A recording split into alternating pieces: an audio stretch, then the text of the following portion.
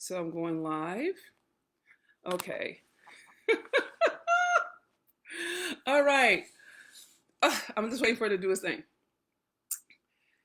Okay. I literally am waiting for it to get. Okay. So if you are a Black woman who is a fatherless daughter and you're committed to receiving the love of a Black man who is willing to heal with you, you're going to love this conversation. Okay, hi, I'm Dr. Venus, your hot mess millionaire, and I'm doing a three-part series right now. Video series is hit it hard, hit it fast, come in, go out, boom, bam, right? And it's all in service of my upcoming Healing with Him 2-day virtual summit. Okay, and what I've been being with is in the URL. Write this in: www.healingwithhim.com. That's it. That's all it is. Okay. And I'm doing something fresh. I'm on Facebook and I'm on Instagram Live. First time ever. Woo-hoo! Go BD, go BB, go D, go Dr. B. Ooh. Okay, so I'm proud of me for trying, because I have this on fire social media goddess who's like, oh, we doing this. I'm like, I guess we are. Okay, so this is the first installment of a 3-part video live series that I'll be doing every day up until the 1st. Okay, and I've been receiving some questions. Very interesting. Okay, God, I've been receiving some questions with regard to what's up with me and Black men. So let me just clarify some things. All right, the real question is, why am I focusing on Black men when I'm known in these internet streets. Oh, thank you for the hearts for empowering Black women to their first million. It's a fair question. It is a valid question. Okay. And let me help you understand why. All right. So the main thing you need to understand is the reason why I have chosen in this season of my life to take my multi-million-dollar brain trust. I mean, we're talking, there's a lot of money in my brain, right? And focus it on Black men is multi-leveled, multi-tiered, okay? So the short and long of it is they deserve it, but that's not the driver. So I want to tell you how I got to this point and why it matters to you if you are a person, if you're a Black woman who has a commitment to having empowered relationships with all the Black men in your life, not just romantic. This is not just romantic. This is like your son or your business partner or your father or your brother. This is something that we have not discussed in terms, we've talked about it in terms of social or sociology or social impact. We haven't talked about it as a historical wound. And we need to. We need to discuss this as a historical wound, because until we actually contend with the history that we're reliving, we will always continue to stay in the same kind of bondage that keeps us at the bottom of every list of accomplishment in the world. Okay, so that's the first thing. The real thing to say in terms of why am I doing this? Why am I focusing on Black men right now? Well, it looks like it's right now, but it's been in the making since 2017. Okay. Hello, everybody. Love you. Love you. Yes, please share. Please, Lord, share, tag, invite, turn the camera on, bring your mama in, make sure, do your thing. But this is an important conversation for us as a people. Okay. It's not just romantic. And I think that when you reduce Black men to sexual objects, you're doing everything I'm saying not to do. You see what I'm saying? So for me, my experience has been, I had a prayer with God. I'm a God chick. I talk a lot of smack, so be prepared for me to curse. If you're Christian, I want you to be very clear. I know I curse. God knows I curse. In fact, me and God have talked about this multiple times. He's good with me. The human people are having problems. So I'm going to encourage you to do your best not to judge. If you're a person who's a believer, trust that me and God got a relationship that you don't have to understand. It is personal and it is private. Now, you don't have to be here.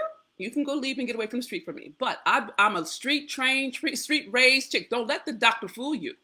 Don't let doctor make you think I'm middle class. Ain't going to happen. I got more street in me than Stanford. And I mean that. With every ounce of blood in my body, I mean that. So I don't want you to be under any illusion about who you're rolling with in terms of this. But if you allow me to be myself, I will give you things that you can't get from anybody else. I promise you. I am brilliant at this. I'm not good at cooking.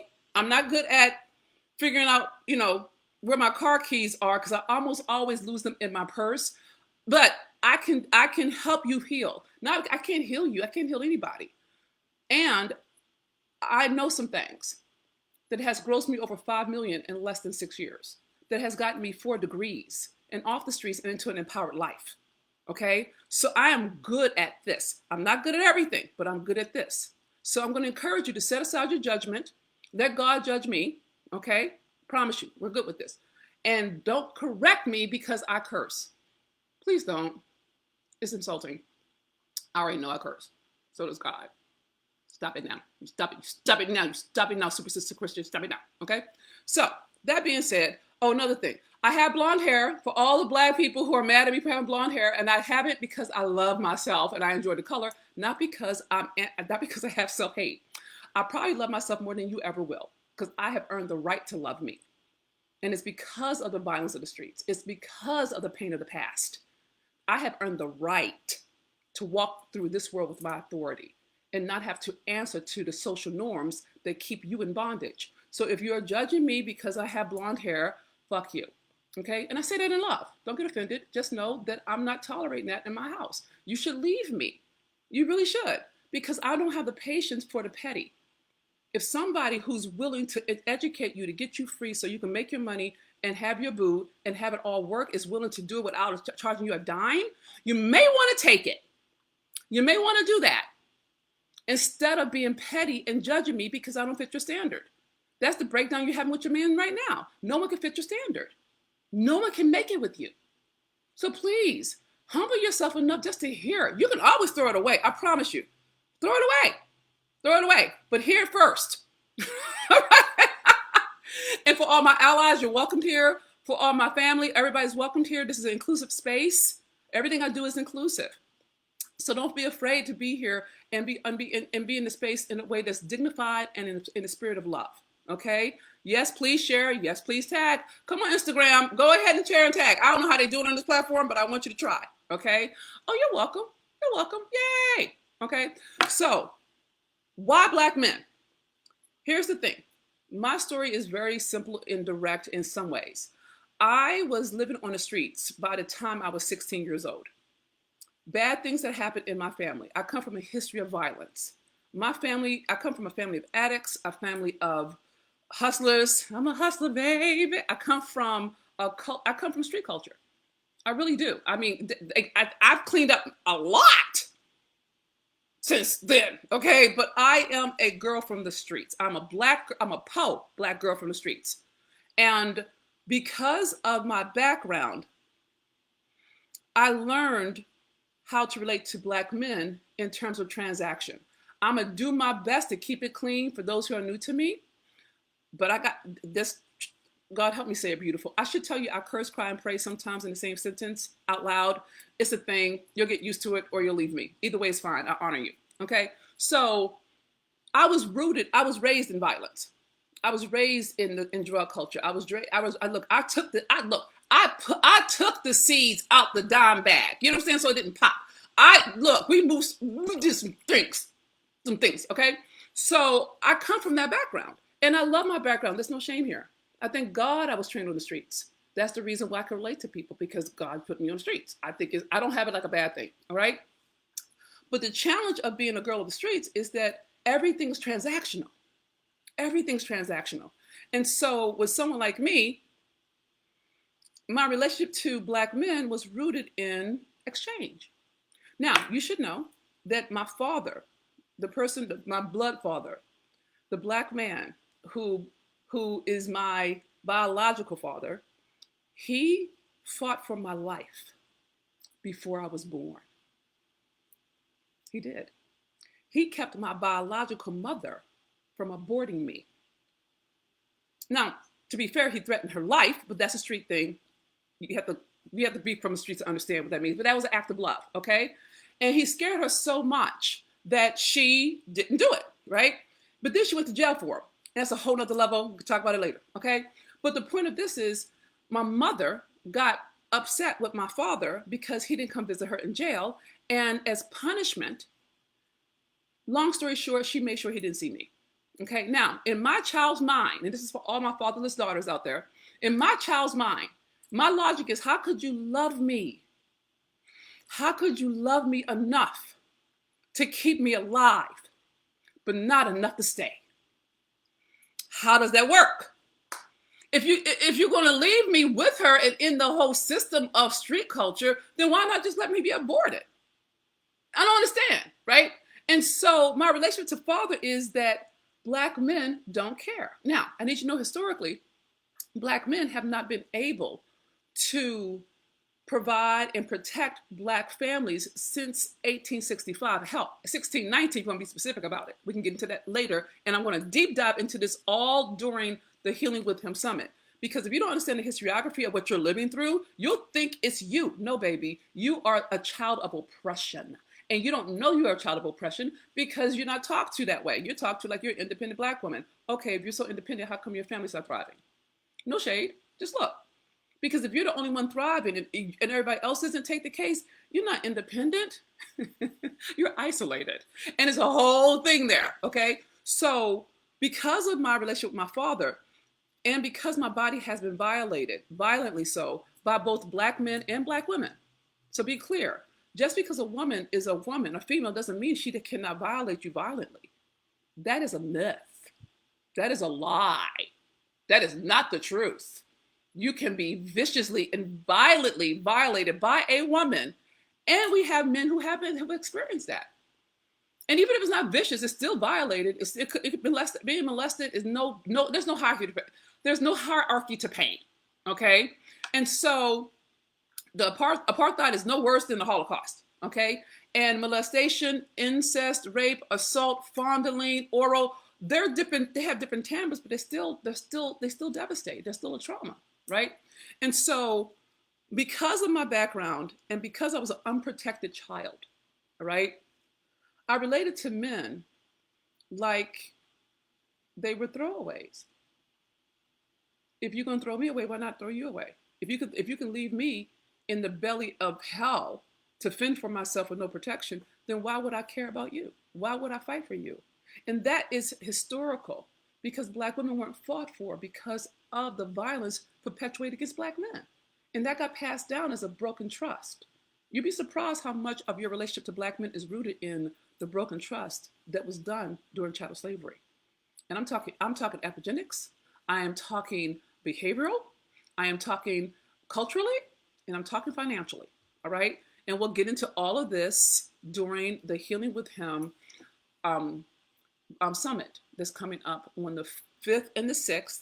I put the link somewhere. It's www.healingwithhim.com. Grab your seat now because the tickets are free until February 1st. So you've been told, grab your seat. I already got a pre-worksheet. If you go ahead and do the worksheet, you'll start getting value immediately. I was a tenured professor before I became an entrepreneur. I know how to teach. And so what I've been doing since 2017 is healing my father wound. I spent the first, 2 or 3 decades healing my mother wound. And then I took on healing my father wound.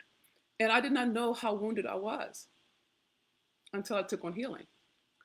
And the long story short of it is this. The more I healed, and this is what I want you to say for all my sisters who don't have a father or wasn't raised with a father or are mad at their father or their father did some bullshit, whichever one, pick your poison, is the more I healed my relationship to my father, check this out, the more I could allow myself to be loved, supported, protected, and provided for by Black men.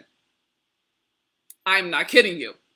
It's not the men, chick. It's not them. It's the healing. The healing makes room for them as human beings. Until you heal, you're going to enact your relationship of Black men on every Black man in your life, including your sons. Do you understand? It's not romantic. It is Black male body. It is an identity thing. I'm an identity theorist. Whole another thing. We'll get into another time. We'll talk about it at the summit. But fundamentally, you need to understand that the absence or your father's presence as an absence didn't mean it's the prototype of how you see men. And even if you don't have a relationship with him, that's still a relationship. That's still a relationship. Just because you're not talking to him doesn't mean you don't have a relationship with him. You have a relationship. Just like you have a relationship to money and with money. Another conversation, we'll talk about it later. My point is this, sis. if you're at a place in your own emotional maturity and spiritual evolution, when you're willing to experience the love, the cover, the provision, and the protection of Black men, not because you're lacking, but because you're deserving, you have to heal your father wound. I'm gonna stop there. I'm not gonna talk you long. I'm not. So here's my invitation. If you're fed by this and you want more of this, come be with me. Come be with me on the 5th and 6th of February. It's virtual. You don't have to leave your home. Just come be with me. I have some amazing men coming. I got this brother who's gonna be with me on Monday for the Q&A. He's amazing, Dr. Wallace, okay? He's the truth, okay? He has 21 books. I'm like, when I grow up, I want to be like him. I have some male comedians. I have a solo performer who's a male comedian, and he's brilliant. He's breathing the fire in the most deep and profound way around mental health for Black men. And I have panels. I mean, it's for Black men. It's a fundraiser, okay? They say Black people are cheap. No, we're not. We just put our money where our hearts are. And I'm saying that Black men deserve our hearts. It's a love offer. It's tied. And you'll be able to write off for taxes. Blame it on the business and me, okay? That's all I got for today. Check in with me tomorrow around 3-ish Pacific Standard Time, because I'm still learning how to do both of them. Let me know, what are your thoughts? Are you open to healing your father wound? I mean, honestly, are you just so mad that like, no, if you're still mad, you can't make room for any Black men to contribute to you, including your baby boys. You're just going to act out the hate that's been acted out on them and on you for another generation. I'm not committed to that. So if this is Dr. Venus, your Hot Mess Millionaire, please share this broadcast and please grab your seat at the healingwithhim.com virtual summit. I love you, sis. I love you, bro. I love you, allies. I love that I got hearts on Instagram, and prayerfully I got some hearts. Some hearts here on Facebook, okay? This is Dr. Venus. Thank you for being gracious. Thank you for being awesome with me. Thank you for allowing me to love you. It's an imperfect love, but it's authentic. So I thank you for allowing me to do that and let me be myself, okay? Please know that you love, sis. You're the God wrapped in flesh. You are the Alpha and the Omega, the beginning and the end. You are the righteousness of God, and I will always relate to the God in you, sis. And you too, bro, okay? That's all I got for now. Please share this broadcast, and I will talk to you tomorrow. And I'll talk to you tomorrow around the same time about healing with him. Goodbye for now.